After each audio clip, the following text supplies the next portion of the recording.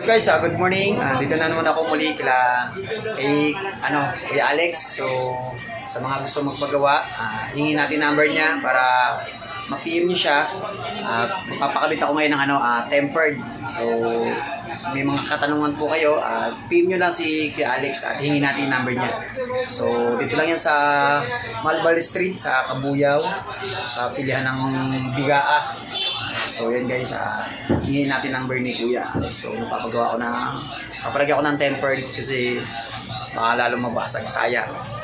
Para pag may tempered sigurado at hindi basta-basta mapapagdan natin ang. So yes, Kuya Alex. Kuya, pwede mo makahingin number nyo? Oh, 0923 111 5310. 5310. Ayun guys, so i-edit ko na lang, ilagay ko na lang dyan yung number niya. So kung may katanungan kayo, bawas daw. PM nyo na lang si Kuya Alex. So update ko kayo guys at papaisa din yung ating So yun guys, okay na at nakapagpakabit na tayo ng tempered. Sa mga gusto pong mayroong mga katanungan, andyan po yung number ni Kuya Alex. Mag-chat po kayo, mag-PM lang po kayo sa kanya. Sa malapit lang po dito sa Kabuyaw. So okay na, ayan, nakabit na.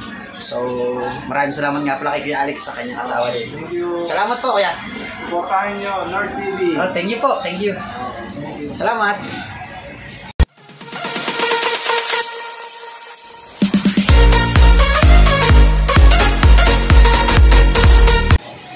Hello guys, magandang hapon sa inyo. Meron naman tayong hilutin na galing Santa Rosa, Sapok, Southville. Bali doon po, taga doon po sila. Ang nangyari ay nagbuhat daw ng cake.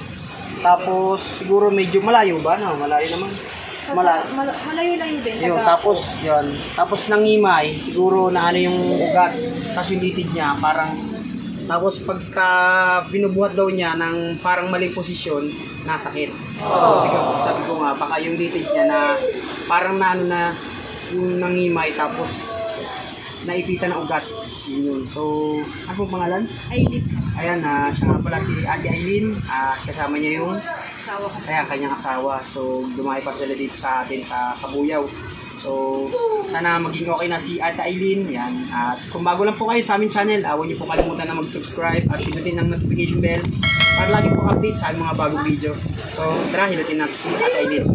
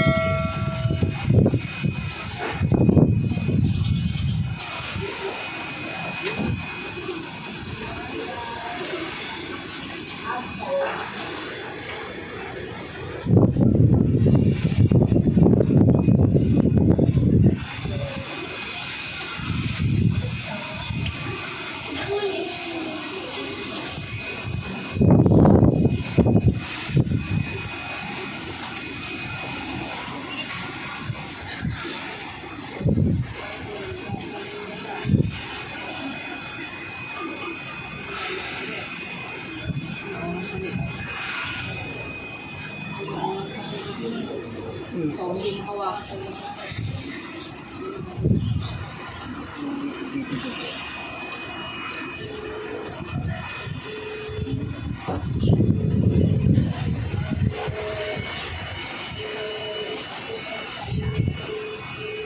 Isang awit yan eh. Medyo sabi. Tapos, after nun, nagbasa ba? Aircon kasi yung pinagkakalaan. Pinapukasan, sabi ko parang hindi ko maigan. Ako. Kahit pagbuhat ako, hindi ko magawa.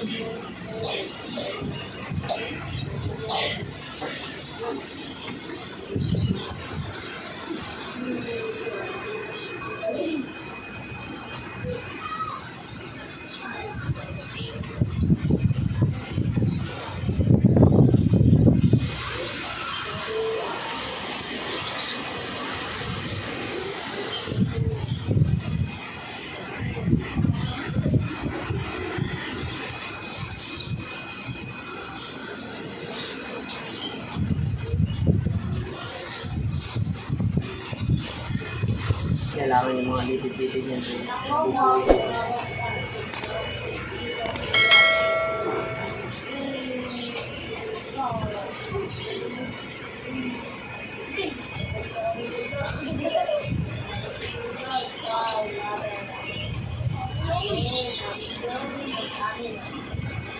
Isawan niyo po ba pag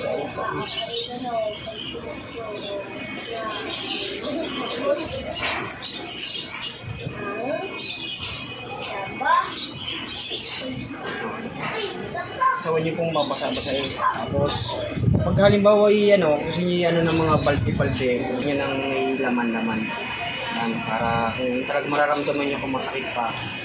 Kasi sinasabi ko doon, sinasabi niyo na parang maling posisyon masakit. Yun kasi lipid yan, parang naipit ang ugat. Basta Pag may pagka nagkakamali lang, yun nanginimay sinasabi niyo. Yun nga po, hanggang na lang ganito guys ang aming video. So maraming salamat nga pala sa patuloy na pagsuporta. Lagi po kayo mag-ingat. Sana maging okay na si Ate Eileen. Bye-bye. God bless.